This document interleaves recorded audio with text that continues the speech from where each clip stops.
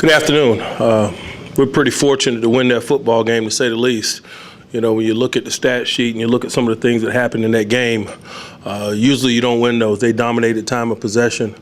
We were not very good in situational football. I think we were 0 for 3 in red zone football. When you kick field goals versus a good team like that, usually it comes back to bite you. I think we were 0 for 2 in goal-to-go situations.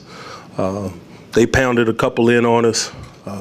But we stayed in the fight. The guys didn't blink, and to their credit, we were able to win the game. Of course, when you put a couple splash plays defensively, you put 14 points on the game on the board defensively, you can overcome a lot of errors. We're far from a perfect team, but we won today. We'll accept that. Be very complimentary of that football team that we played today. They're very good, and it's good to get into a bye, winning a few there in a row. And we'll continue to work on improving in our areas of deficiency. Enough talk about the Steelers' defense not being what it used to be. The Steelers' defense bent, but it didn't break Sunday afternoon in a 27-17 victory at Heinz Field. Steelers' offense ragged all afternoon. Rashard Mendenhall fumbled, taken out of the game late. Of course, the young fella fumbled, and every time he puts a helmet on, it's a learning experience for him.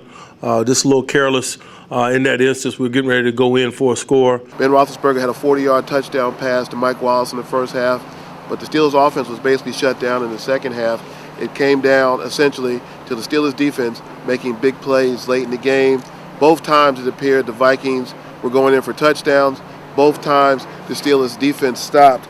First occasion, Lamar Woodley on a sack by Brett Kiesel picked up the loose ball, ran 77 yards, reminiscent of James Harrison's 100-yard touchdown return in Super Bowl 43 last year. Later in the fourth quarter, Ke'Aaron Fox replacing linebacker Lawrence Timmons, who was suffered an ankle injury. He runs back 82 yards for the clinching score. The Steelers were able to hold on, improved to 5-2 going into the bye week.